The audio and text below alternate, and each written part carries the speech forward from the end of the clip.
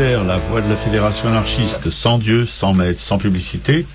Arracaille, la 132e, avec ce matin à la régie Piquet-Cou, Jean à l'instruction publique. Salut à tous. Et une invitée, Gaëlle Lequilleux, plasticienne et accessoirement prof d'art aussi. Plastique, bien sûr. Bonjour. Pour l'artiste dans la société, l'artiste en dehors de celle-ci, l'artiste et l'engagement politique, l'artiste et la religion, l'artiste et la science, l'artiste et l'autorité. On l'emmerde, l'autorité. L'histoire, l'avenir, l'actualité de l'art. Voilà, c'est pour ce matin. Quel sera le programme, mon Jean ? Eh ben, le programme, c'est art et enseignement, puisqu'on reçoit à la fois une artiste et une enseignante ce matin qui va un petit peu se présenter. Non, on fait ça tout à l'heure. On fait ça tout à l'heure ? Non, ce serait bien quand même qu'elle dise un petit peu. Bien, tout à fait, Jean, ouais, bien sûr. Qui elle est donc Gaëlle Lequilleux. Oui, je suis donc prof d'art plastique dans un collège du Val-de-Marne, au Perreux-sur-Marne. J'enseigne à raison de 1 heure par semaine dans chaque classe du collège, de la 6e à la 3e. Et je suis contente de faire ce métier-là. Voilà. Ce qui est un petit peu le plus de cet invité, parce qu'on sait bien que l'art plastique, enfin les arts plastiques dans le secondaire, c'est pris comme ça un petit peu légèrement, quoi. C'est quand même sympa d'apprendre qu'il y a encore des professeurs qui croient dans leur métier et puis qui essayent de faire passer quelque chose aux élèves. Merci. Et puis, en tant qu'artiste, elle fait des créatures assez étranges. Étranges à partir de cartons déchirés, c'est ça que tu peins ensuite toi-même. Qui sont recouverts après de papier. Et puis ça, c'était les premiers travaux. Après, je suis passée à des volumes. C'est-à-dire que j'utilisais du grillage recouvert de papier journal et ensuite de nouveau de papier que je faisais par moi-même en cherchant les motifs. Et ce que j'avais déjà dit à Robert, c'est parce que lui, il a vu ce que je fais, c'est que ce qui est sympa dans ce genre de pratique, c'est que je fais à la fois un travail de surface où il y a une répétition du motif et alors en plus il s'agit de se renouveler, on peut pas faire toujours les mêmes sinon on s'ennuie et c'est quand même le propre. Enfin l'idée c'est de pas s'ennuyer quand on fait un truc sympa. Donc voilà. Donc c'est de faire des motifs qui se répètent, qui se défont, de superposer même des couches sur ces papiers, des couches successives parce que elles ont une fonction de peau sur mes créatures, je veux dire. On a bien compris.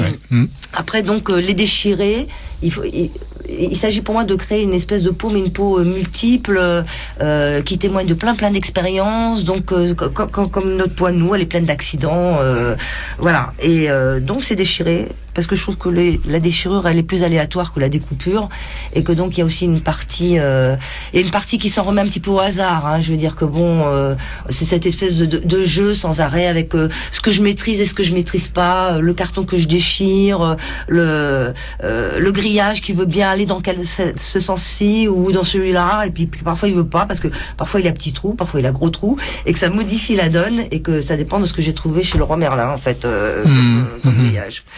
Bon, peut-être je m'arrête là.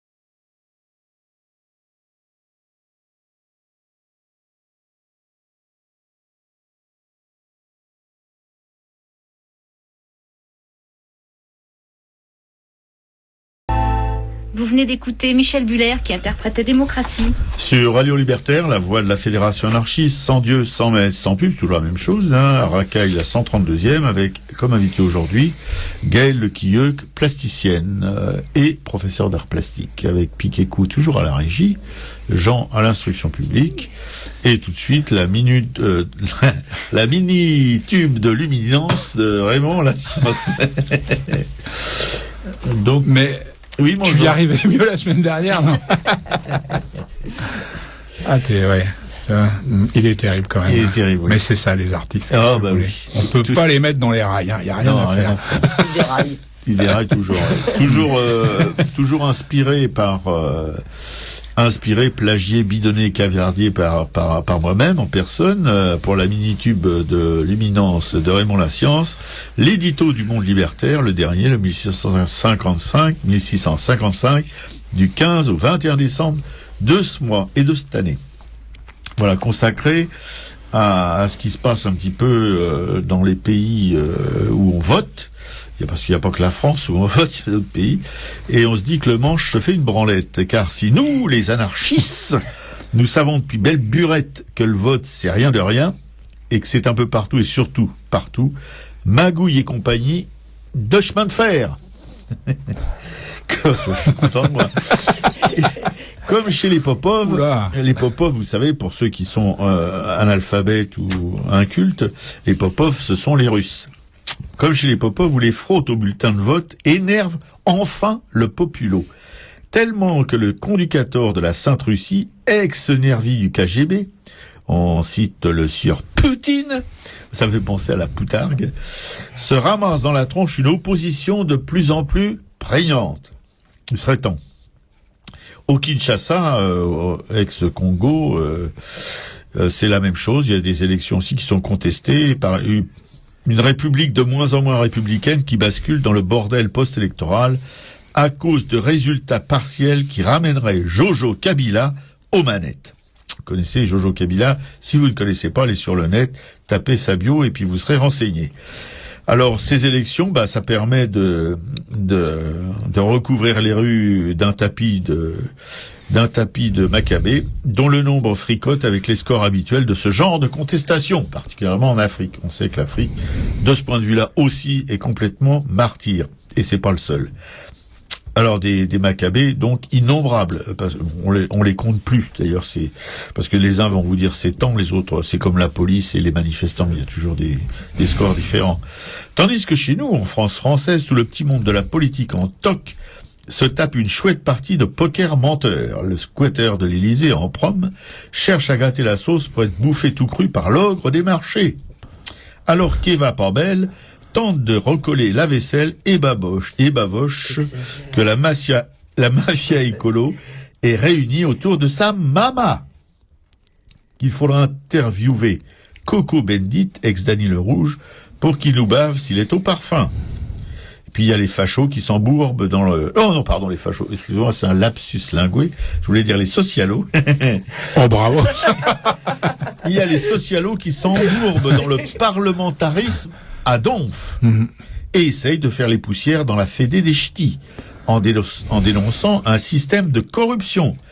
Au PS, c'est contagieux, parce qu'après la Canebière, ce sont les flahutes du Pas-de-Calais qui s'y mettent. On pouvait penser que c'était uniquement une histoire de sudistes. Non, les nordistes aussi, ils font dans la corruption. Donc il y a du taf pour Madame Prop, l'ex-prétendante au primate socialo. Mais les problos de l'aide ménagère du PS, on s'en bat. Nous, anarchistes, notre taf, c'est de militer dans les structures syndicales, les comités de base, les assauts de quartier, partout où les décisions sont prises par celles et ceux qui sont engagés dans la lutte pour l'avènement d'une société plus juste qu'est l'utopie. Ça, on continue, on s'embourbe de plus en plus. Et les bouffonneries diverses et avariées du monde politique en toc nous renforcent dans la conviction qu'il faut bâtir ce nouveau monde, et pour cela avoir des idées dans la tronche, et les mettre en œuvre dans l'autre quotidien. Voilà mon Jean.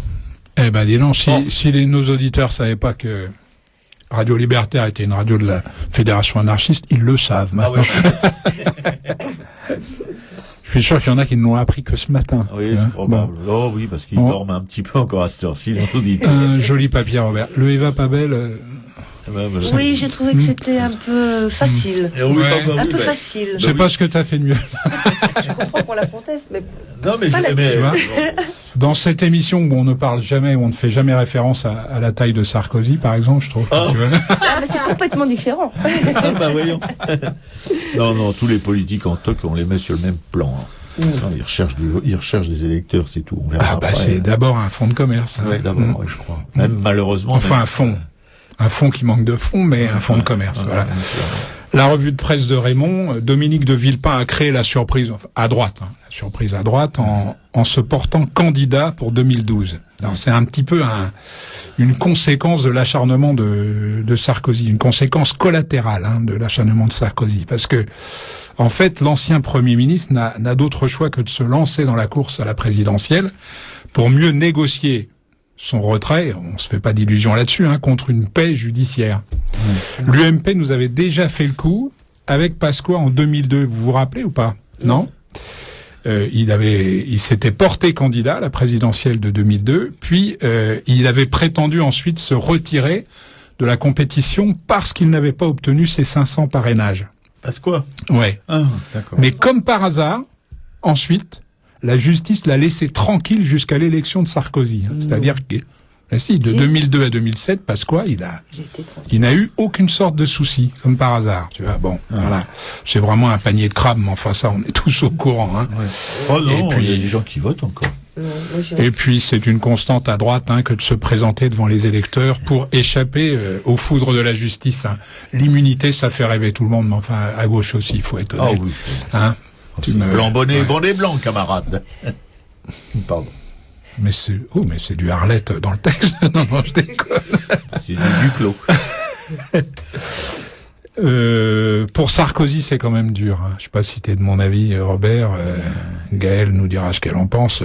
Entre la multiplication des candidatures à droite et la perte du triple A, la crainte d'un 21 avril à l'envers.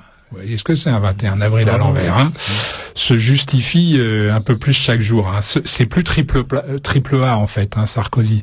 C'est triple patte, tu vois. Vous voyez qui c'est, triple patte, triple patte. Voilà, ce pirate qui nous fait des locutions latines, c'était d'abord une création de Charlie et Hubinon dans Barbe Rouge, le pirate, puis ça a été repris par Goscinny et Uderzo dans Astérix. C'est un des... Voilà, au tempora, au mores, vous connaissez tout ça. Voilà. C'est lui avec la petite béquille, là. En déplacement, absolument. Ouais. D'où son surnom de triple patte. Triple patte. En déplacement à Salanches, où le groupe Rossignol a relocalisé sa production de ski, le chef de l'État a voulu se démarquer des candidats déclarés à la présidentielle en insistant sur le lieu de fabrication d'un produit plutôt que sur sa nationalité. Chante, Rossignol, chante. Chante, Rossignol, chante. Il va nous en sortir des refrains jusqu'en avril. Complètement accourdisé, le petit ventilateur. Ouais. On est bien d'accord. Oh mon Jean.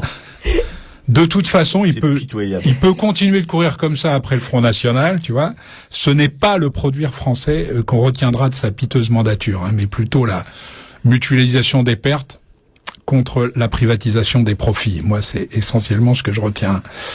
Mais, tout de même, selon un sondage assez récent, Nicolas Sarkozy est aux yeux des personnes interrogées, je précise, le mieux placé pour réduire la dette publique de la France.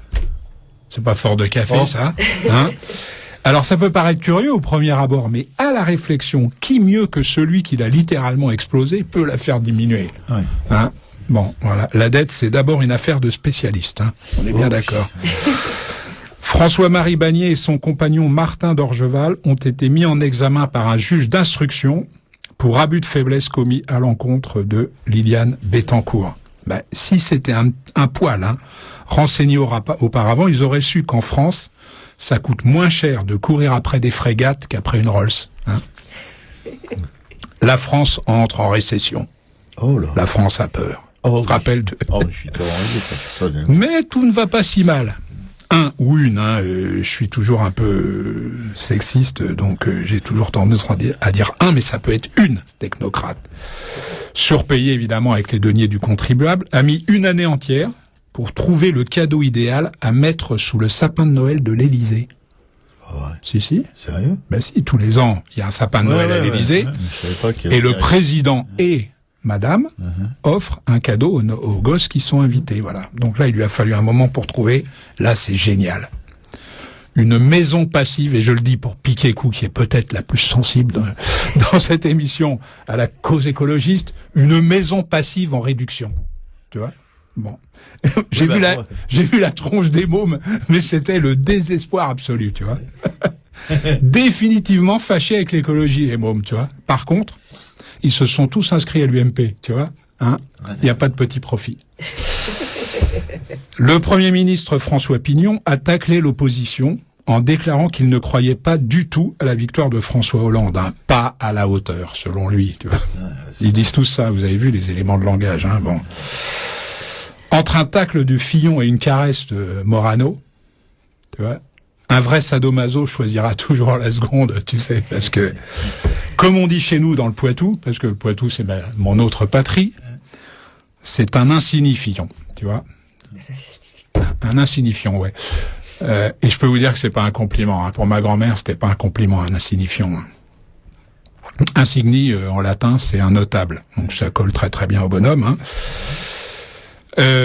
Et puis pour finir, les derniers soldats américains ont quitté l'Irak, achevant ainsi leur retrait du pays. Vous êtes tous au courant. Et le pays par la même occasion. Et, oui, sans doute. USA 2000-2008, 8 ans de bushisme. C'est du lourd. Hein. France 2002-2012, 10 ans de bougisme. Eh ben, je me demande lesquels sont les plus à plaindre. Les Américains ou nous. Voilà, c'est tout pour aujourd'hui. À la semaine prochaine. Merci, mon Jean.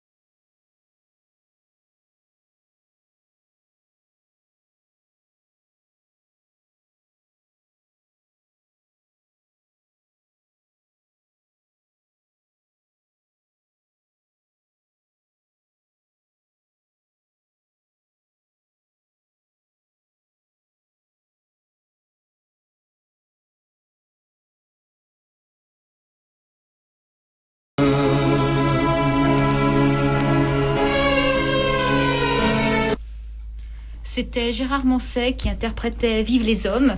Et là, c'est toute une programmation musicale qui a été choisie par Gaël. Sur Radio Libertaire, la voix de la Fédération anarchiste, sans Dieu, sans mètres, sans publicité. Arakaï, la 132e, avec, comme vous l'a rappelé, Piquécou, Gaël Quilleux, qui est notre invité ce matin, qui est elle-même plasticienne et prof d'art plastique aussi. Une double casquette, avec Piquécou à la régie, Jean, notre hussard de la République, l'instruction publique et surtout artistique. Et la politique, ça t'intéresse, Gaël ? En fait, très longtemps, j'ai pas voté. Jusqu'à ce que je descende de mon bateau, c'était une péniche. C'était en 98. C'était en 98. Et puis je me suis dit que pour réintégrer le monde des vivants, il fallait que je prenne une carte d'électeur. J'avais l'impression de me remettre dans un tissu social. J'ai pris une carte d'électeur, j'ai voté. Ça reprend un peu ta chronique d'ailleurs. Hein. J'ai voté 1 ou 2 fois.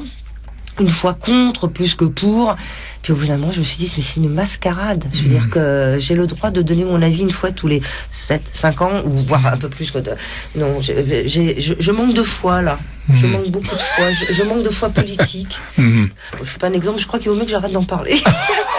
Non, c'est pas du tout ici, en tout cas, ton discours est très bien reçu. Non, mais c'est un vrai problème. C'est un vrai problème, la foi en politique. Ah oui. Un vrai problème. Je suis assez sceptique sur toutes les infos qui nous sont distillées par les médias interposés, qui soient télévisuels. On est à la fois sous, gorgé d'une foule d'informations. Il n'y a pas beaucoup de lecture et parfois je crois que les informations sont partielles. Enfin, je suis très très sceptique. J'en ai assez. Moi, j'écoute plus rien à part la radio. Maintenant, je vais écouter la radio. Il faut que tu... Je me reconnais qu'avant c'était pas celle-là que j'écoutais. Alors écoute, c'est pas compliqué, 89.4 et tu casses le bouton. Voilà. Voilà. Alors Piquécou maintenant va nous lire un extrait de L'œil et l'esprit par Maurice Merleau-Ponty. On avait déjà lu 2 fois, je crois, ou non, toi aussi, je crois. Tu avais fait un été où tu étais tout seul parce que c'est un de tes livres de chevet, si je peux m'exprimer comme ça. Oui, bien sûr, tu peux t'exprimer comme tu veux, Jean. Il n'y a pas de censure ici. Normalement, il n'y en a pas, oui. J'ai choisi en fait Maurice Merleau-Ponty pour ta venue parce que... Tu allais dire Maurice Papon. Non, tu fais ce que tu veux, mais enfin bon, toi aussi, mais quand même, quoi. J'ai choisi Maurice Merleau-Ponty pour ta venue, Gaël. Merci. Parce que c'est un des philosophes, peut-être même le philosophe qui, je trouve, est le plus proche d'une approche de la pédagogie. Tu vois, il essaye vraiment de nous donner à voir en fait ce qui nous est normalement invisible. Hein, voilà. Mais je laisse Piquécou aux manettes ou plutôt au micro. Alors dans cet essai écrit 1 an après Le visible et l'invisible, où il développait déjà son obsession du percevant et du perçu, le philosophe avec rigueur, élégance et surtout une grande simplicité rompt avec le dogmatisme de la tradition théorique et nous donne à voir les sortilèges du monde visible. Le monde du peintre est un monde visible, rien que visible, un monde presque fou puisqu'il est complet n'étant cependant que partiel. La peinture réveille, porte à sa dernière puissance un délire qui est la vision même, puisque voir, c'est avoir à distance, et que la peinture étend cette bizarre possession à tous les aspects de l'être, qui doivent de quelque façon se faire visibles pour entrer en elle. La peinture n'évoque rien, et notamment pas le tactile. Elle fait tout autre chose, presque l'inverse. Elle donne existence visible à ce que la vision profane croit invisible. Elle fait que nous n'avons pas besoin de sens musculaire pour avoir la voluminosité du monde. Cette vision dévorante, par-delà les données visuelles, ouvre sur une texture de l'être dont les messages sensoriels discrets ne sont que les ponctuations ou les césures et que l'œil habite, comme l'homme sa maison. Restons dans le visible au sens étroit et prosaïque. Le peintre, quel qu'il soit, pendant qu'il peint, pratique une théorie magique de la vision. Il lui faut bien admettre que les choses passent en lui, ou que, selon le dilemme sarcastique de Malebranche, l'esprit sort par les yeux pour aller se promener dans les choses, puisqu'il ne cesse d'ajuster sur elles sa voyance. Rien n'est changé s'il ne peint pas sur le motif. Il peint en tout cas parce qu'il a vu, parce que le monde a, au moins une fois, gravé en lui les chiffres du visible. Il lui faut bien avouer que la vision est miroir ou concentration de l'univers, ou que la même chose est là-bas, au cœur du monde, et ici, au cœur de la vision, la même, ou si l'on y tient, une chose semblable, mais selon une similitude efficace, qui est parente, genèse, métamorphose de l'être en sa vision. C'est la montagne elle-même qui, de là-bas, se fait voir du peintre. C'est elle qui l'interroge du regard. Que lui demande-t-il au juste ? De dévoiler les moyens, rien que visibles, par lesquels elle se fait montagne sous nos yeux. Lumière, éclairage, ombre, reflet, couleur, tous ces objets de la recherche ne sont pas tout à fait des êtres réels. Ils n'ont, comme les fantômes, d'existence que visuelle. Le regard du peintre leur demande comment ils s'y prennent pour faire qu'il y ait soudain quelque chose, et cette chose pour composer ce talisman du monde, pour nous faire voir le visible. Voilà, alors L'œil et l'esprit de Maurice Merleau-Ponty est édité en poche par Gallimard. C'est pas cher. Il faut en profiter. Vous pouvez commander le livre auprès de la librairie Publico, 145 rue Amelot 75 011 Paris. Téléphone 01 métro Robert, j'ai oublié. Robert Confi du Calvaire aux Républiques. Chef, oui chef. Téléphone de la librairie 01 48 05 34 08 et site internet après les W librairie-publico.com. Voilà. C'est la montagne elle-même qui, de là-bas, se fait voir du peintre, c'est elle qui l'interroge du regard. Que lui demande-t-il au juste et tout? Ça te parle, ça, ce texte? Le texte, en général, oui, ce que tu viens de dire en particulier, non, pas plus que ça, mais ce que je retiens de tout ce texte, c'est qu'à la fois, il propose, justement, il nous fait voir l'articulation entre le peintre et sa pratique et le regard qu'il pose sur les choses et comment il peut les rendre. Mais je trouve que on peut y voir le témoignage aussi presque comment s'articule la pratique professionnelle. Je sais pas comment expliquer. Il y a la pratique plastique, celle du plasticien, et puis il y a la pratique professionnelle du pédagogue qui, quand ça porte sur les arts plastiques, est donc amené à renvoyer ou à ouvrir de la même façon que le peintre ouvre le regard des autres sur l'invisible, rend visible l'invisible. Je crois que c'est un peu pareil dans la pratique professionnelle, c'est-à-dire quand on a des jeunes, des gamins en face de soi, on va tenter par l'intercession d'images ou d'œuvres, de leur rendre visible ce qu'ils ne perçoivent pas forcément au départ. Donc ce qui m'intéresse là-dessus, c'est l'articulation sur deux plans de ce texte. Enfin, on peut le saisir à plusieurs endroits. Et je trouve que ça, c'est ce que je retiens. Alors, je dis pas qu'il n'y a pas plein d'autres choses que j'ai pas vues, qu'il me faudrait une lecture plus approfondie pour les mettre à jour, mais voilà, je trouve que ça, c'est intéressant. Bien sûr. Alors, j'ai quelques phrases encore de... Non, c'est chiant. Je t'ai réveillé? Comme tous les mardis. Je plaisante. Tous les mardis, je l'asticote. Mais bon, ça dure qu'une matinée. Ouais. Suis-il à la semaine pour se rétablir? Quelques phrases de Merleau-Ponty qui sont aussi issues de L'œil et l'esprit. La peinture ne célèbre jamais d'autre énigme que celle de la visibilité. Donc, vous pouvez réagir au fur et à mesure. Mon genre. La visibilité, si on ne le prend pas dans le sens étroit, de juste ce qui est donné à voir de façon réaliste. On est bien d'accord, oui. La vision n'est pas une pensée, elle habite un lieu du corps. Oui, bonjour. Oui. Le tableau répond à ce qui manque au peintre, à ce qui manque au monde pour être tableau, à ce qui manque au tableau pour être lui-même. Oui, mon Jean. Oui, mon Jean. Il y a dans l'occupation du peintre une urgence qui passe toute autre urgence, un droit de regard sur toute chose, sans aucun devoir d'appréciation. Ah oui, là j'appréhende. Tu appréhendes? Oui, mon Jean. Sans aucun devoir. Oui, ça c'est vrai. Robert est très très près d'une esthétique, on va dire, libertaire. Oui, mon Jean. L'image n'est pas une copie, une seconde chose. Elle est ce qui rend possible la duplicité du voir, voyant, visible. Bien faire le distinguo, Tout à fait. En apportant son corps. Donc là, on comprend bien que pour lui, j'offre mon corps, moi, il y a aucun souci. Voilà, dans Dans chaque peinture, le peintre offre son corps au spectateur. C'est tellement offert, moi, qui... Non, mais jusqu'ici, c'était pas forcément évident. Là, dans cette phrase, on comprend bien. En apportant son corps, en le prêtant au monde, c'est vrai que c'est seulement un prêt, attention, hein. Le peintre change le monde. Oui, c'est un peu prétentieux quand même. Oui, mais lui, il n'est pas peintre. Oui, d'accord. C'est bien que ce soit lui qui le dise, tu vois, voilà. Ouais, sinon on n'oserait pas reprendre ça. Nous, on n'ose pas dire ça, mais on est bien content qu'il y en ait qui s'en chargent. Ah oui, c'est pour ça que ça m'a réveillé. Non, pas rapport à ce que tu dis, mais quand j'ai lu le livre, ça m'a réveillé d'une longue hibernation. Oui. De combien? Plusieurs décennies.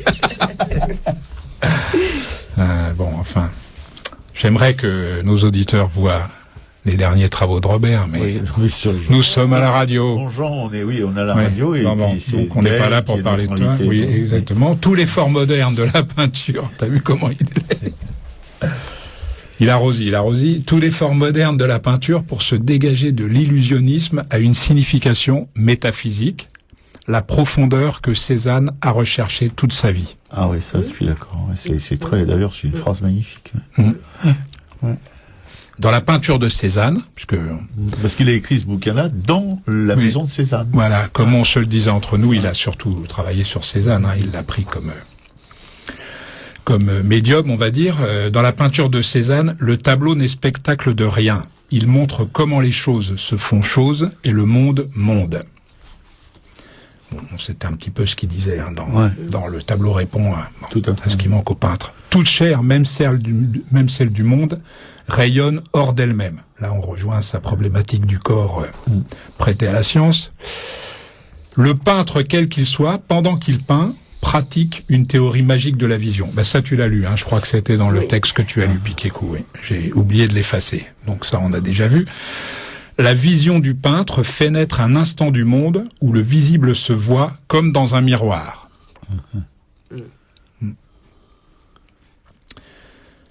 Vous savez ce que c'est que le néant? Non.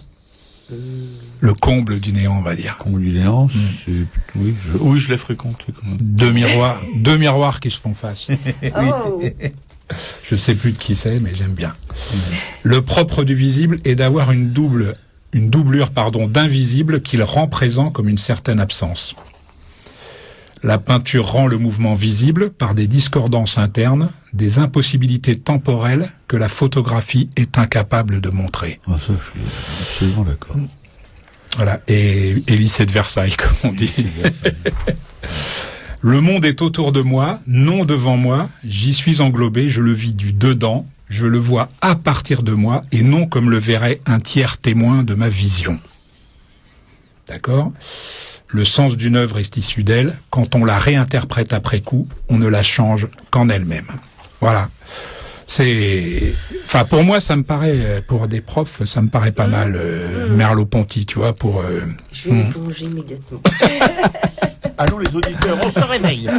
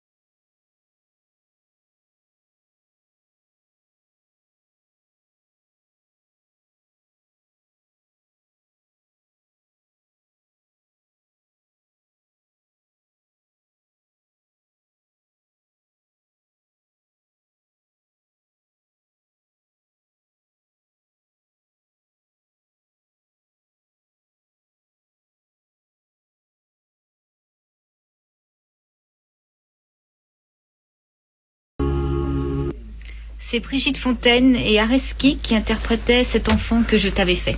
Sur Radio Libertaire, la voix de la Fédération anarchiste, pardon. Toujours sans Dieu, sans maître et sans pub. Raquel 132e avec Picuco à la régie, Jean à l'instruction publique, qui j'ai fait une caresse d'ailleurs. Et puis notre invité Gaëlle Lequilleuc, plasticienne et prof d'art plastique dans le secondaire. Qu'on va lâcher brutalement. Oui, parce qu'on a senti que c'était une prof heureuse. Voilà. Hein, ce qui est un fait assez rare pour être... Ça mérite pas forcément le zoo, mais pas loin, quoi. Faut quand même pas exagérer. Je pense qu'il y a des profs heureux. Mais alors, ce que j'essayais de vous expliquer tout à l'heure, c'est que le corollaire du fait d'être un prof heureux, c'est d'arriver à faire passer sa passion d'un plan à un autre. C'est-à-dire du plan, pour moi, des arts plastiques au plan professionnel de la pédagogie et de l'enseignement des arts.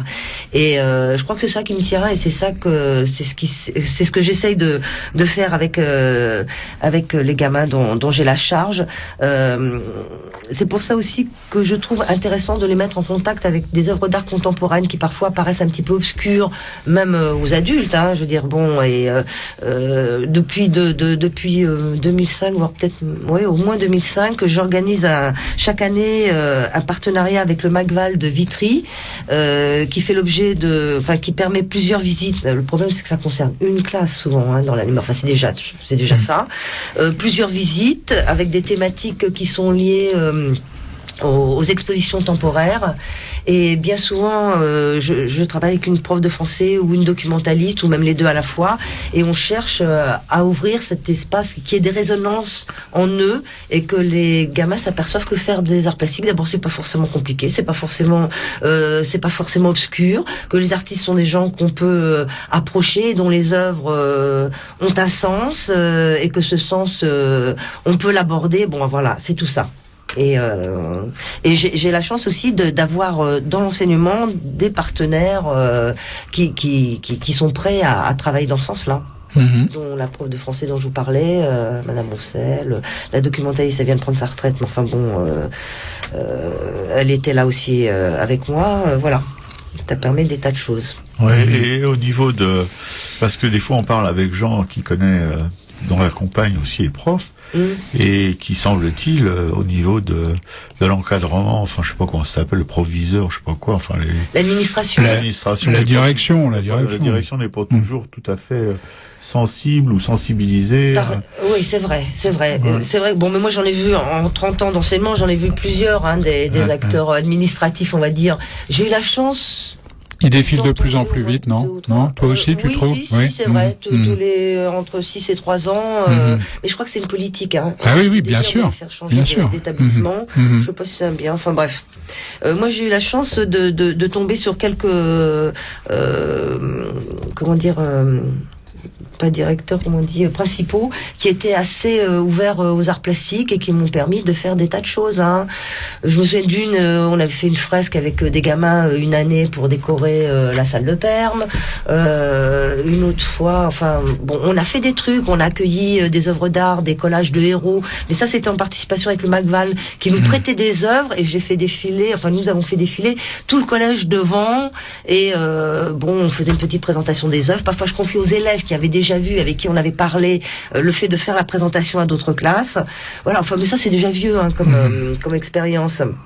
Mais on a fait des bricoles quand même, ouais. Et est-ce que ta pratique artistique, mais pas de professeur, ta pratique artistique professionnelle, est-ce qu'il y a un lien avec le monde de l'enfance? Est-ce que tes élèves ou les élèves que tu peux enseigner ont accès à ton œuvre? Est-ce que tu... Très rarement. Très très rarement, parce que je veux absolument pas être modélisante. Et alors le problème d'une posture qu'on a, qui est celle de l'enseignant, c'est que moi je cherche pas à les faire devenir comme moi. Non, bien sûr. Je voudrais qu'ils ouvrent en eux des vannes, mais justement elles doivent rester. Et on a quand même une influence, on est des êtres d'influence, même si c'est minime, même si c'est pour dans 10 ans, 20 ans, enfin bon. Et à partir de là, je veux pas abuser de ce statut. Donc, s'ils demandent, à voir, madame, vous faites des trucs, etc. Je dis oui, bon. S'ils insistent, à ce moment-là, j'amène des photos pour leur montrer. Mais c'est très, très... Je reste extrêmement prudente à l'égard de la façon dont je peux ouvrir les endroits qui m'appartiennent. Mais s'il y a des passages, c'est pas forcément cela. C'est pas seulement de leur montrer, de leur dire regardez ce que je fais, parce que franchement, non.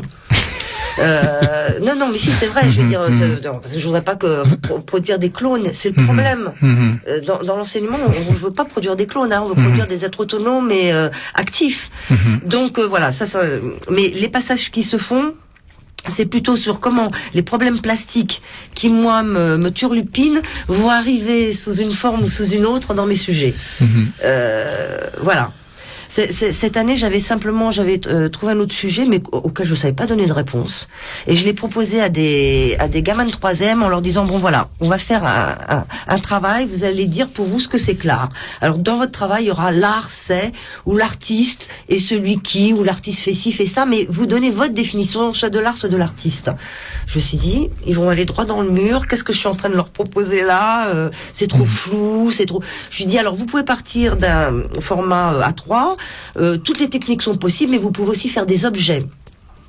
C'est en général le format A3 qui a été privilégié. Mais j'ai vu des choses arriver et je leur ai dit, l'idée c'est de mettre en scène la phrase. C'est pas juste d'écrire, c'est pas un exercice uniquement de calligraphie. C'est comment... Mais j'ai eu des choses extraordinaires. L'art est sauvage. J'ai eu on peut alors bien sûr qu'on en a parlé en classe. Qu'est-ce que j'ai lancé des pistes, mais il y a des mots qui sont sortis sans que moi du tout je ne les propose. Pour l'art et sauvage, j'ai été étonnée parce que ça franchement j'avais pas proposé. Ou même si je pense que c'est vrai. Ou on peut tuer un artiste mais on peut pas tuer ses œuvres. Des choses comme ça assez jolies. Oui. Bon, ça, celui-là, c'est un élève qui réfléchit, mais ils cogite un peu quand même. Non, mais c'est là que j'étais très étonnée, c'est qu'ils ont réfléchi. Qu'est-ce qu'il y a eu encore d'autre? Bon, il y en a un qui arrivait avec un espèce de petit message articulé. C'était une phrase, d'ailleurs, elle est au-dessus de l'écran du vidéoprojecteur. Une phrase qui disait l'art est une façon de faire passer un message. Et alors tous les mots étaient. C'est Merleau-Ponty Junior. Voilà. J'ignorais, j'avais un philosophe en herbe dans ma classe. Voilà, c'est le cas. Voilà, c'est fou, hein. Et c'était articulé avec alors des mots tout en couleur avec des lettres bubble comme on dit dans les graphes, voilà. Et super. Il arrivait comme ça avec ses petits morceaux qui étaient pliés. Il a commencé à les déployer. C'était chouette. C'était vraiment. Moi, quand je vois ça, je me vide. C'est super. Ils m'ont épaté. Franchement, ils m'ont épaté. Et est-ce que, si tu veux, il semble qu'il t'apporte donc quand même beaucoup. Est-ce que tu crois que ça peut susciter chez toi des envies pour ton travail personnel, regarder un petit peu ton travail autrement, je sais pas, c'est comme est-ce que ta vie professionnelle d'enseignante, oui, dans l'autre sens, est-ce que ça rejaillit dans l'autre sens? Ouais. Ou est-ce que c'est le bain, quoi, c'est... Ce qui me renvoie, c'est l'élan. Il me renvoie le dynamisme et l'élan dont moi, à nouveau, je vais me nourrir, si tu veux. Oui, c'est ça. Je dirais pas forcément que c'est en forme de problème plastique, quoique parfois, ils soulèvent des trucs qui sollicitent chez moi des nécessités un peu de réponse, de préférence plusieurs, parce que comme ça leur laisse le choix. Et c'est bon. Mais de là à ce que ça revienne directement sous cette forme dans mon travail plastique, pas forcément. Non, je pense pas à ça. Mais c'est plutôt la relation, le fait qu'ils aient envie de faire. D'ailleurs, on en arrive à un truc là que je trouvais extrêmement important, c'est comment susciter le désir. Parce que c'est pas facile. Et s'il y a un truc parfois où moi je suis sèche, c'est devant les enfants qui ont envie de ne rien faire. Et alors là, je suis sans dessus dessous parce que ça me renvoie à un truc sûrement très sombre en moi auquel j'aime pas me heurter, auquel j'aime pas me confronter, qu'on ne résout chaque fois que par moment, jamais de façon définitive. Et là, il me renvoie à ça. Et ça, parfois, chez moi, ça peut provoquer des sentiments un peu troubles. J'irais même un petit peu de colère, mais que bien sûr, je vais réfréner. Mais ça, c'est les moments difficiles de l'enseignement. Pour moi, c'est ça. Le gamin qui veut rien faire, qui a le goût à rien, le désir de rien. Je veux dire, c'est très très dur, ça. Et rien qui ressemble à une vocation ni même un désir, quoi. Voilà. Pas de désir. Alors mais qu'est-ce qu'on fait quand il n'y a pas de désir? Il veut même pas essayer de te faire plaisir. Qui est le comble. Même ce désir-là, ils l'ont pas. Ouais. Ça peut te renvoyer aux pannes sèches de l'artiste aussi, à ces moments de doute, à ces moments où... À part qu'une panne sèche qui dure comme ça dans le temps et que tu vois s'égrener, parce que moi je les connais de la 6e à la 3e, 6, 5, 4, 3, et que tu vois même que les choses se délitent. Tu vois des gamins, ils sont en dépression, hein. Je veux dire, bon, alors, bien évidemment, c'est pas forcément lié qu'à l'école, il y a plein de choses annexes, des conditions de vie, des histoires. Bien sûr, ouais. Mais parce que ça m'est arrivé de pas y arriver, hein. Et là, t'es mis en échec, hein. Je veux dire que l'échec du prof, il existe, de l'enseignant, il existe. C'est comment tu fais. Alors, il y a aussi les petites réussites ou les demi-succès, mais il y a aussi l'échec. Et ça, c'est un truc. Est-ce que c'est l'échec seulement de l'artiste, seulement de l'enseignant, ou est-ce qu'il y a aussi une part de l'échec de l'artiste qui n'arrive pas à faire passer C'est ce que je t'explique. Ouais. C'est ce que il y a un peu des deux. C'est que, en tout cas, moi, ça me renvoie. Aux endroits où quand j'arrive pas à faire, alors c'est vrai pour dire un truc, c'est plus positif que ça. Ça peut me renvoyer au moment de latence, parce qu'on produit pas. Enfin moi je suis pas de ces travailleurs acharnés qui produisent du matin jusqu'au soir ou qui ont des idées de faire du 8h minuit. Non, ça vient comme ça vient. Je veux dire. Et il y a des fois je reste des moments sans rien faire et je me dis Gaëlle, là franchement t'es une paresseuse. Hein. Qu'est-ce que t'attends pour te bouger voilà. Et alors commence à naître une espèce de culpabilité. Donc c'est pour ça que je dis ça renvoie à ces endroits-là. Ce gamin qui est en latence, il est peut-être juste en latence. Et parfois c'est vrai, il est juste en latence. Alors s'il est en latence, je vais m'en apercevoir parce que sur 4 ans où je laisse, il demeure dans le collège. Je vais bien voir qu'il y a des moments où il va de nouveau remettre les choses à fonctionner. Mais il y en a d'autres non. Hein. Ouais. Alors bon, voilà. Et est-ce que tu crois que une question qu'on peut se poser quand on pratique, est-ce que tu crois que la réussite des enfants ou la manière dont tu vas faire passer le message, elle peut te permettre à toi d'un peu quand tu as justement ces périodes de latence, parce que tu disais que tu avais en même temps qu'ils te communiquaient leur énergie, et plus toi. Là, je suis d'accord avec toi parce que j'ai éprouvé la même chose quand je me suis occupé d'enfants dans des interventions. Mais il y a aussi l'histoire de la réussite ou de l'échec personnel ou de l'échec.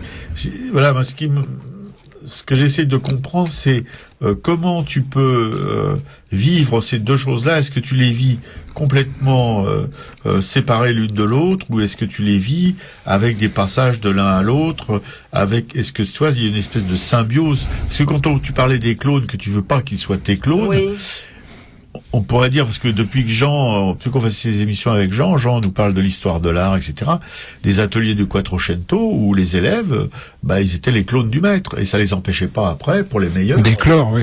D'éclore. Oui, bien sûr. Je crois que le statut de l'artiste a infiniment évolué, particulièrement au 19e siècle, fin 18e, 19e, ça s'est complètement modifié. On travaille plus comme ça. C'est aussi l'histoire de la signature, aussi de l'œuvre signée, comment est apparue la signature dans l'histoire des arts, mais non, mais il fut une époque effectivement où son apprentissage, on le faisait dans des ateliers, on peignait sous l'égide d'un maître, d'accord. Mais je pense que c'est plus du tout comme ça quand même maintenant. Non, mais que ce soit comme ça ou pas comme ça, c'est une question. Mais si tu veux, j'imagine que tous les artistes, quels qu'ils soient, même toi, Jean, moi, on a eu dans notre vie professionnelle des œuvres qui nous ont attirés, qui nous ont influencés, tu vois, même si on n'avait pas quelqu'un avec une baguette qui nous tapait sur les doigts, tu vois ce que je veux dire.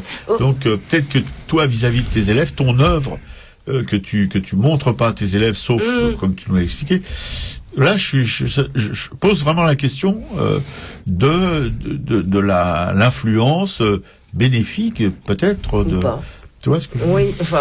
Ou de la pertinence ou pas de leur montrer. Pour ceux, par exemple, qui n'ont aucun désir, peut-être que tu dois réfléchir à envisager éventuellement. Écoute, ma compagne, qui donc est prof aussi, non pas d'art plastique, mais de reliure, elle est confrontée aux mêmes souffrances. C'est-à-dire que devant un élève qui n'a aucune sorte de désir de créer, qui n'a aucune énergie pour ça, a priori. Hein. Oui, a priori, oui. Elle se vide totalement de sa propre énergie. C'est terrifiant. Elle rentre dans un état le soir après. Enfin, moi, je regarde ça effaré des fois. Et puis, c'est d'autant plus épuisant, évidemment, que manifestement, pour certains, ça ne sert à rien. On ne trouve pas la porte, quoi. Il y en a pour lesquels on ne trouve pas la porte. Alors moi, par contre, je crois que le soir, je la referme avant de rentrer chez moi, la porte, pour être sûr de ne pas être envahie, parce que je supporterais mal d'être... Mais c'est quand je suis en situation d'enseignement... Je ne sais plus où est la question, je l'ai oubliée. Pas grave, on va passer à une autre. Oui, je voulais dire pour que tu te sentes moins seul, que il y a quelques semaines, il y a 2 ou 3 semaines, on a rencontré chez lui Gérard Garouste, qui est un artiste contemporain, et qui a monté une association qui s'appelle La Source, et pour laquelle l'entretien sera d'ailleurs diffusé en différé début janvier. Pour l'instant, c'est pique et coup qui s'y colle, c'est du travail. Il nous a bien expliqué, si tu veux, que le but en fait de cette association la Source, c'était de mettre à la disposition des enfants, ils accueillent des enfants, tous les médias en fait possibles, artistiques. Y compris numérique. Mais ils ont maintenant, si tu veux, il est allé chercher l'argent, il a utilisé en fait son entre-gens d'artiste, son carnet d'adresses et tout pour aller chercher de l'argent. Aujourd'hui, ce sera jamais fini si tu veux, mais les enfants qui sont accueillis à La Source ont accès à tout. Théâtre, cinéma, ils peuvent faire du cinéma. Enfin, ils ont accès à tous les médias possibles et imaginables de la création artistique. Il nous a bien expliqué, c'est en Normandie, la Source, à la Guéroulde. Il y a 2 lieux. À la Guéroulde, et il nous a bien expliqué que le but, en fait, de la Source n'était pas de former des artistes, de faire de ces enfants des artistes. Ils ne le seront pas tous, peut-être même pas une majorité, certainement, mais de faire des êtres de désir, tu vois. T'es pas toute seule, tu vois. Non, mais ça me fait très plaisir, surtout quelqu'un d'aussi estimable. Oui, non, mais c'est vrai qu'on ne peut pas considérer les enfants comme des artistes en herbe, pas du tout. D'ailleurs, c'est des questions qu'ils posent, madame, c'est de l'art et ça. Je leur dis, quand on est un artiste, on est engagé dans une démarche artistique avec des questionnements qui nous sont propres, qui n'appartiennent pas forcément. Là, ce que je vous propose, c'est des exercices d'art plastique, de façon à aiguiser votre sens de la réflexion, de façon à accéder aux outils, bon voilà.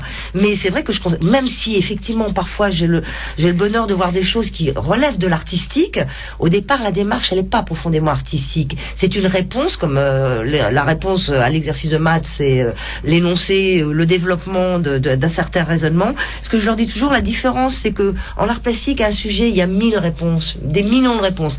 En maths en général il y a peut-être 2 ou 3 façons selon d'arriver au bon résultat, mais il y a quand même pas, on va pas moyenner comme ça pendant, je veux dire que bon. Et donc je leur fais valoir que c'est d'ailleurs la richesse des arts plastiques, c'est que toutes les réponses peuvent prétendre à être une bonne réponse si elles ont été bien explorées.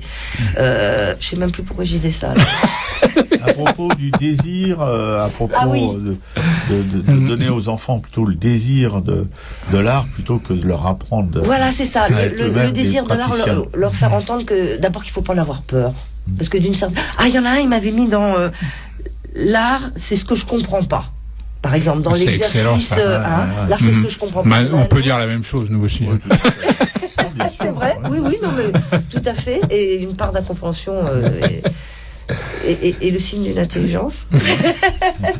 On est très, très intelligent. Et il y en a un autre qui, dans le même style, avait fait toute une surface recouverte de rouge avec des points d'interrogation et d'exclamation. L'art, c'est quoi ? Mais c'est des réponses tout aussi intelligentes que, moi je trouve, de réflexion. Donc l'enseignement a pour but de leur permettre d'appréhender des formes d'existence au monde aussi. Je veux dire que bien sûr il y a des mathématiciens, bien sûr il y a de tout, il y a des jardiniers, il y a des musiciens, mais il y a aussi des plasticiens. Et c'est une façon d'exister qui est pas des moindres, ni des meilleurs, ni des moindres d'ailleurs, qui est une façon d'exister. Et à ce titre, il est bien qu'ils en aient connaissance. Que peut-être ce sera pour eux une façon d'exister, mais pas forcément pour beaucoup. Parce que je pense qu'effectivement, il y a beaucoup de... je crois qu'il y a beaucoup de contingences il y a beaucoup de choses avant de faire un plasticien. Il y a beaucoup de choses, de son histoire personnelle, de plein de choses. Bon, bref. Mais quoi qu'il en soit, c'est qu'ils aient pas peur d'entrer dans un musée, qu'ils aient pas peur de poser des questions et de penser qu'ils peuvent comprendre. Je veux dire, alors parfois effectivement le manque de désir, ça peut être aussi parce qu'on comprend pas. Mais c'est pas toujours ça quand même. C'est pas toujours ça. Parfois c'est parce qu'ils peuvent pas. Après, bien sûr, le pro, c'est développé.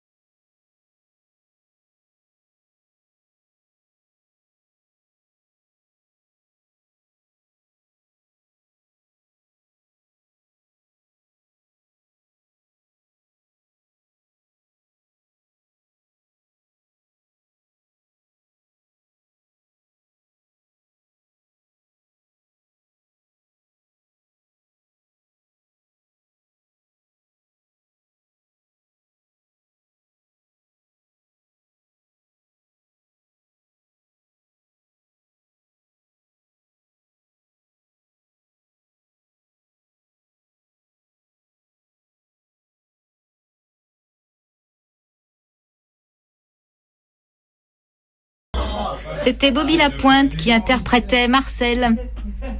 Sur Radio Libertaire, la voix de la Fédération anarchiste, tandis que dans le studio tout le monde est hilar et que je suis le seul. On est tous partis sur Bobby Lapointe.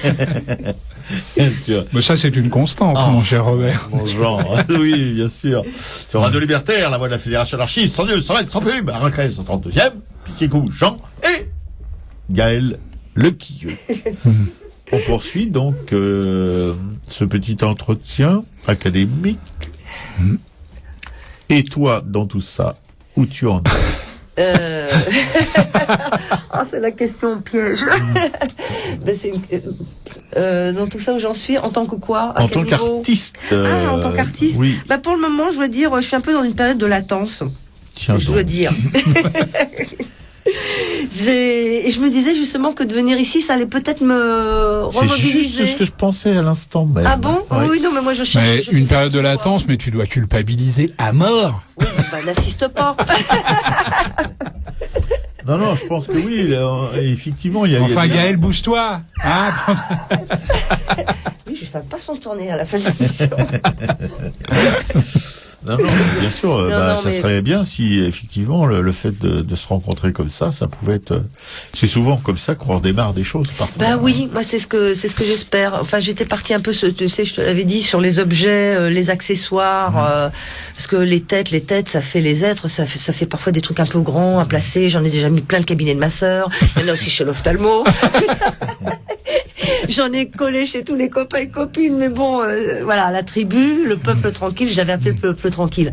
Je l'avais appelé le peuple tranquille jusqu'au jour où je suis allée voir, mais il y a plusieurs peuples tranquilles. Je vais voir à la Halle Saint-Pierre, Géfandvilliers, je sais pas si vous connaissez un mec qui fait des trucs super. Et je vois intitulé en dessous le peuple tranquille. Je me dis, le plagiat.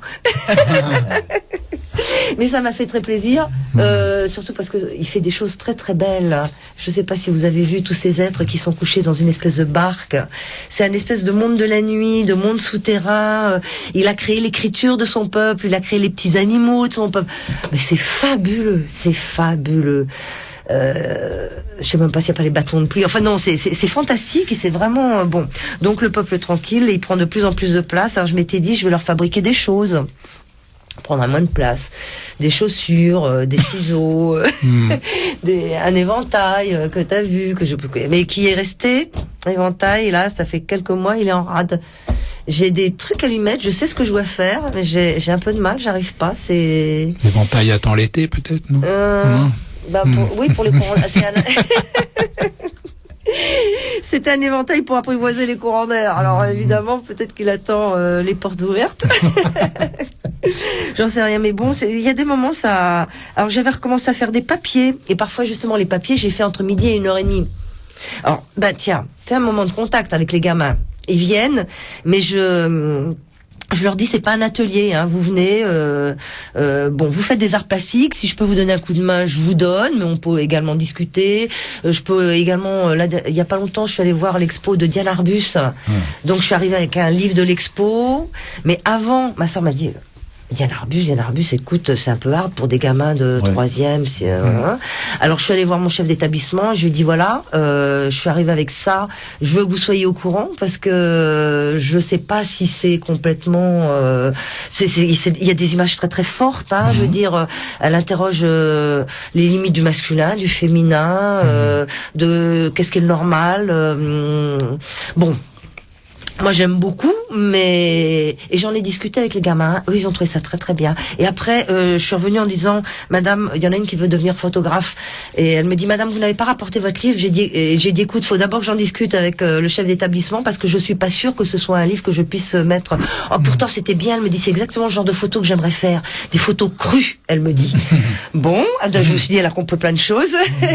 Et par contre j'ai une chef d'établissement géniale qui m'a dit il y a pas de problème. Elle me dit vous savez tout ce qu'ils voient par l'intermédiaire de leur portable, c'est vrai qu'à côté, mais à la limite c'est beaucoup plus profond Diane Arbus que ce qu'ils voient que des cornus qui arrivent sur leur portable, qui à la limite n'ont pas de densité, tandis que chez Diane Arbus il y a de la densité. Donc j'avais peur d'outrepasser mon rôle de prof et elle a dit Madame Blaise qui est ma principale a dit non, elle dit moi j'ai été ouverte à des tas de choses par un prof de dessin, donc c'est marrant parce que l'expérience des gens aussi, leur propre expérience de l'enseignement et des arts, voilà. Voilà comme le genre de traces qu'on peut laisser. Je me suis dit, en voyant ma chef d'établissement, voilà le genre de traces qu'un enseignant peut laisser. Celle d'une ouverture, à des langages, à des langages différents, voire plastiques là en l'occurrence. C'est curieux parce qu'on essaye de te faire parler de toi et à chaque fois tu reviens. Mais bon, c'est. À mes gamins. Enfin quand j'ai mes gamins. Oui, non, mais parce que c'est vrai que j'ai une espèce de. Moi j'ai l'impression que mes trucs, faut les voir et puis que tout est dit là. C'est vrai. Aussi, c'est vrai aussi. Bien sûr que je peux en parler, je peux parler autour, mais. Oui, parce que c'est curieux parce que le peuple tranquille, nous on est allé interviewer un artiste qui a écrit L'Intranquille. Et c'est vrai que ton contact est très différent du sien, parce que lui, il a quand même, il y a quelque chose, chez lui, ses peintures sont franchement inquiétantes tout de suite, mais là, c'est au premier degré, et puis plus t'approfondis, plus c'est qui? Blues. Mais c'est toujours le même, Gérard Garousse. C'est vrai, tu les trouves inquiétantes? Oui. Je mets la dernière expo. Mais c'est la thématique, non, qui te... Mais non, la thématique. Le traité aussi, non? C'est de la peinture, c'est magnifique, mais alors il y a une charge là-dedans qui est, vraiment ça fait peur, mais je suis sûr. Hein. Et d'ailleurs, c'est vrai ce qu'il nous a dit qu'il allait changer, qu'il voulait maintenant faire une peinture pour les enfants de ses amis, toi. Je trouve que c'est assez extraordinaire. Il est très intéressant. Mais alors que toi, ton travail, si tu veux, enfin l'impression que j'ai eu.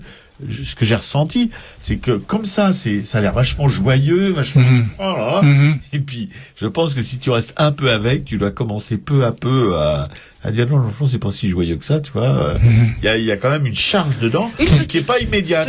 Qu'est-ce qui me veut le ciseau sur le côté? Qu'est-ce qui me veut l'éventail? Non, mais le ciseau. Tu n'as pas vu le ciseau, il coupe pas comme ça, c'est deux tourbillons. Parce que j'avais fait un petit tailleur. Parce qu'ils ont des noms, ils ont des histoires. D'ailleurs, ça vous dit que je vous lise un ou deux textes? Avec plaisir. Je lis pas super bien. Hein. Tu as intérêt à lire super bien. Nous sommes dans une radio. C'est-à-dire, le problème, c'est que Piquet-Cou a mis la barre quand même pas mal haut. Mais enfin, tu fais ce que tu veux. J'ai tendance à lire trop vite. Moi aussi. Alors, je vais vous parler déjà de... Toi aussi? Oui, je suis d'accord. Tout à l'heure, j'avais du mal à... Bon. Moi-même, j'ai du mal à me comprendre quand je parle, alors. Ah ouais, non, mais là, c'est grave. Ça fait rire Piquet-Cou, oui. C'est pas tombé dans l'oreille d'une sourde, ni d'un sourd, hein. Je vais faire ça par ces trois textes, c'est chronologique. 2005, c'est le moins bon. Enfin, pour moi, quand je dis c'est le moins bon, entendons-nous, hein. Je veux dire, j'ai encore un peu de temps. Oui.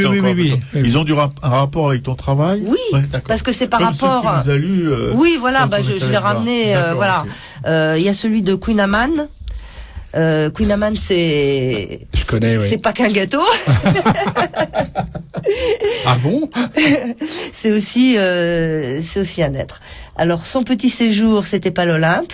Et pourtant, elle y trempait sa guimpe. Engrossée par un fougueux héros, elle accoucha d'une paire de jumeaux, de très jolis petits avatars. Ce fut son premier fruit de hasard. Devenue hôtelière de métier, par les dieux, elle était visitée. Au jeune marmot, elle donna une fratrie. Ainsi commença sa nouvelle vie. Alors, je fais des commentaires ou j'en fais pas? Oui, si, bien sûr. Oui. Ouais. Bon, alors, je trouve ça assez, lourd, quoi. Mais je parle évidemment pas que d'elle, mais également de la façon dont on produit et dont on fait les choses, parfois avec facilité, parfois beaucoup moins. Parfois on est visité, mais parfois on l'est pas du tout. Et quand on n'est pas visité, c'est beaucoup plus difficile. Donc c'est aussi une espèce... les mots sont parfois, ils nous font, j'allais dire pas une parabole, mais un petit conte sur comment on produit, comment c'est modeste et combien parfois c'est transcendant. Je vais dire ça. Allez, je vous en lis un autre qui fera passer le premier. J'aime bien la confiance que tu as en toi-même. Ouais. Quand même assez... Ça me rappelle quelqu'un, mais qui? Oui. Ouais, non, mais ça, oui, bon. Alors, celui-là, c'est Carabosse. Vous verrez, il y a des choses qui reviennent d'ailleurs dans les textes. Carabosse, c'est la baleine à bosse, on l'appelle Carabosse. Elle sait les sortilèges qui de la vie allègent, mais jamais ne s'en sert, même pas pour ses vieux cerfs. Les animaux l'adorent. Pour toutes leurs maladies, elle fabrique des gris-gris. Elle tricote des cache-nez pour ceux qui sont pas nés, leur crochette des tourments pour quand ils seront grands, leur tricote des merveilles, pas que pour leur sommeil. Là, ça me fait penser à Piquet-Cou, tout ça. Elle aime toutes les potions qui donnent des émotions, et parfois elle s'envole avec quelques lucioles. Elle va voir Lucifer très loin dans les enfers. Pourtant, avec les anges, elle a de nombreux échanges. Parfois, dedans sa voix, de bien sombres éclats, emporte sa colère jusqu'au bout de la terre. Elle est extravagante pour les mémoires qu'elle hante. Tourbillon des tempêtes, c'est là l'effet qu'elle guette. C'est la baleine à bosse, on l'appelle Carabosse. Oui. Et donc Carabosse, ça te fait penser à Piquet-Cou. Eh ben, tu es devenue une amie de l'émission. Ici, piqué, tricoté, tout ça. Bon. Non, mais on l'a compris. D'accord. T'as un commentaire sur ce deuxième texte? Non, je trouve que celui-là, mais c'est toujours quand même un peu la même histoire. C'est comment j'entre en relation avec l'invisible et comment je le montre. Ouais. Hein, c'est toujours quand même, je parle toujours de la même chose. Quoi. Ce qu'il faut dire pour les auditeurs, c'est que ces textes ont un rapport avec ton peuple tranquille. Oui, ça c'est un être qui s'appelle Carabosse, c'est la sorcière. Oui.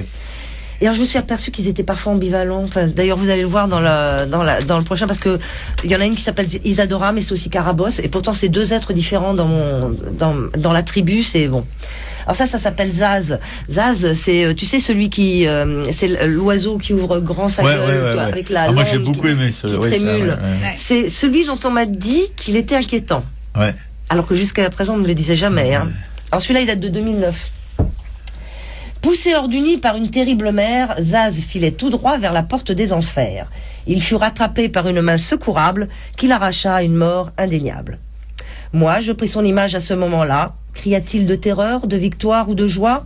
Certains prétendirent avoir, oui, un cri de vie. Quant à moi, je serais plutôt de cet avis. Et Zaz devint le messager d'Isadora, à qui appartenait la poigne qui le sauva. Vous l'avez tous reconnu, c'est bien Carabosse, celle qu'on appelle aussi la baleine à bosse. Je me suis aperçue que je revenais sur les mêmes trucs. Zaz fut un compagnon joyeux et avisé, dont les chants égayaient du lever au coucher. Il connaissait les génies venus d'Afrique et participait à leurs débats théoriques. Il fréquentait en particulier ceux de l'eau, dont il adorait écouter les vifs échos. Malicieux, parfois coquin ou un peu canaille, son franc-parler lui valut quelques batailles. Heureusement que Carabosse veillait au grain et protégeait son farfelu et charmant bambin. Parfois, s'adonnant aux herbes de sorcellerie, il disparaissait 2 ou 3 jours dans les taillis. Puis, telle une luciole, surgissait tout réjoui, ayant cueilli pour Carabosse d'étranges soucis. Voilà. Ouais, et j'ajoute toujours pour les auditeurs, parce que on a des auditeurs quand même, genre, vous voyez, que souvent, et ça j'avais trouvé ça, j'en avais parlé avec Piquet-Cou, j'avais trouvé ça assez...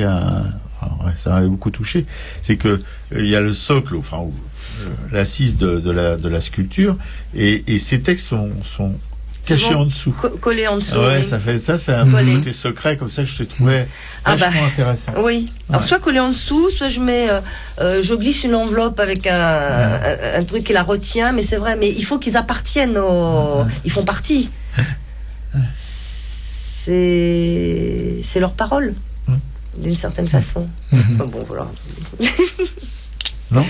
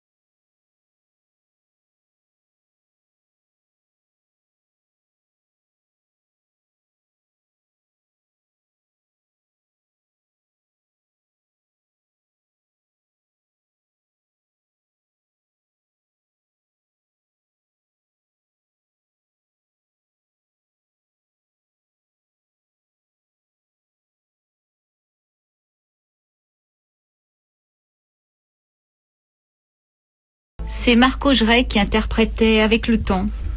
Sur Radio Libertaire, la voix de la Fédération anarchiste, sans Dieu, sans maître, sans pub, à accueille la 132e, qui va bientôt se finir en direct. Dommage. Avec Pipi. Ah, on y prend goût, hein, Gaël, hein.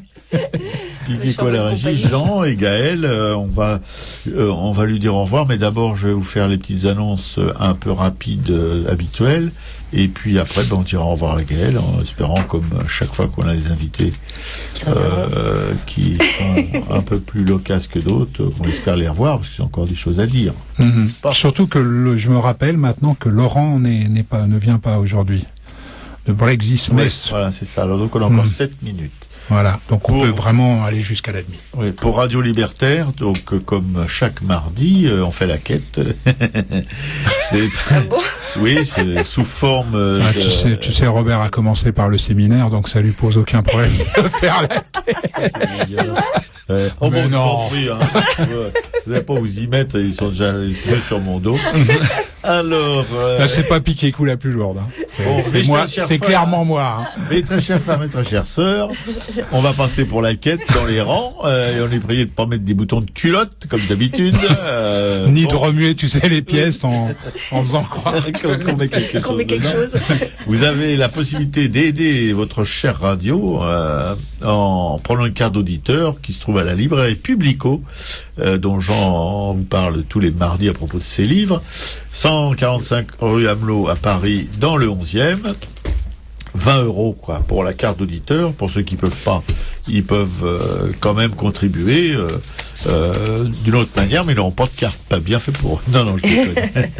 Et puis la librairie Publico, donc où se trouvent ces fabuleuses cartes d'auditeur à 20 €, qui est une librairie militante, mais aussi généraliste, qui a des bouquins d'un peu, oui, c'est un panorama de bouquins de la littérature actuelle. Des bouquins de philo, des bouquins aussi, des essais, bref, surtout des bouquins militants évidemment, des bouquins, une presse militante, des CD, DVD, etc.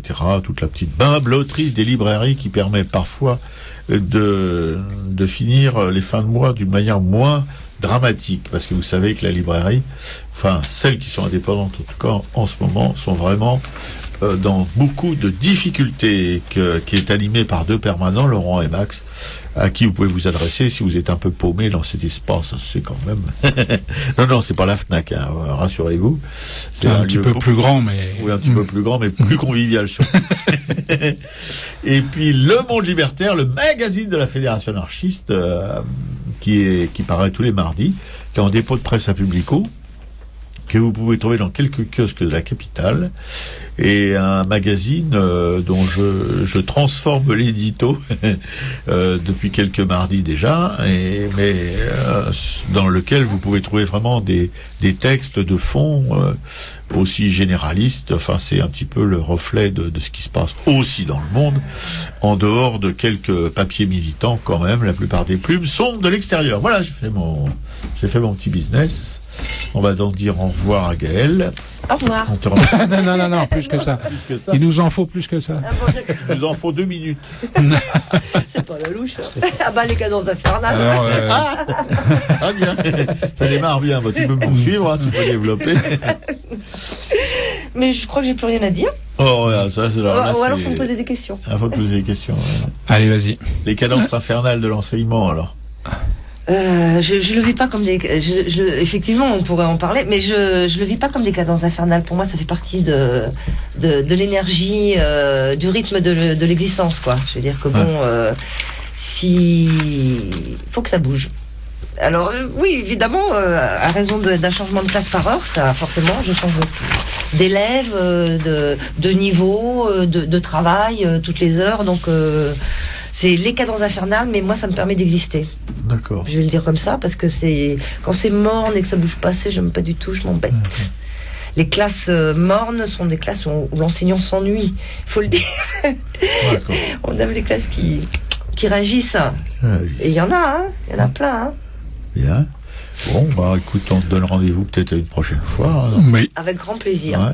Pour parler peut-être un peu plus de toi.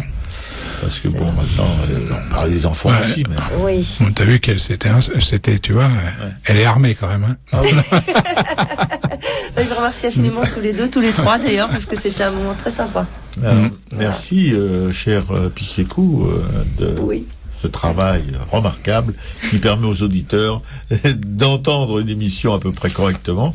Ça ne sera pas le cas la semaine prochaine, puisque ce sera la technique. Ouais, et je voulais préciser pour la semaine prochaine qu'on fera la deuxième partie de l'émission qui a commencé mardi dernier sur l'utilité de l'art, ou utilité de l'art, donc ce sera la deuxième partie. Mardi dernier, on vous a lu un extrait de Proudhon. J'ai un gros trou là sur là ça sera Zola. Du principe de l'art et de sa destination sociale, et nous aurons la réponse de Zola mardi prochain, et vous allez voir, c'est pas piqué des vers. Ouais. Salut à tous. Au revoir, et on va terminer musicalement par une chanson de Souleymane Diamanka qui s'intitule Le révérend du révérend.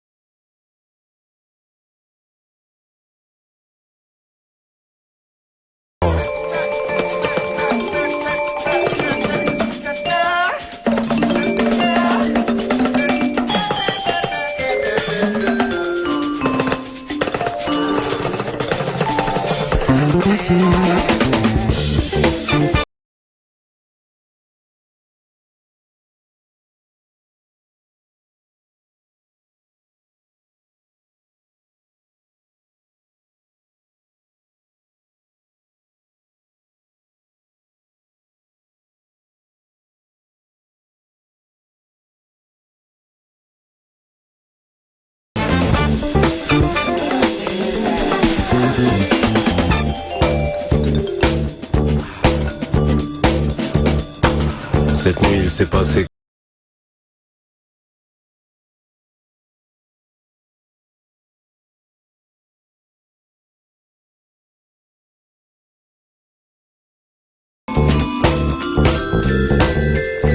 Cette nuit, il s'est passé quelque chose.